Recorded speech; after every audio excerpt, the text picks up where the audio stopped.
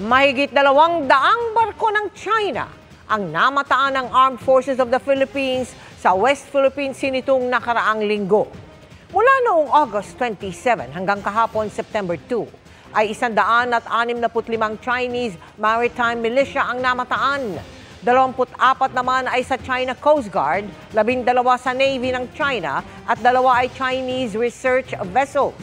Nakita ang mga yan sa Bajo de Masinloc, Ayungin Shoal, Pag-asa Islands, Cota Island, Rizal Reef, Escoda Shoal at Iroquois Reef.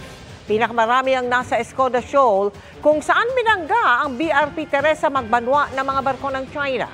Ayon sa Philippine Navy, ito ang pinakamaraming bilang ng Chinese ships na namataan sa West Philippine Sea.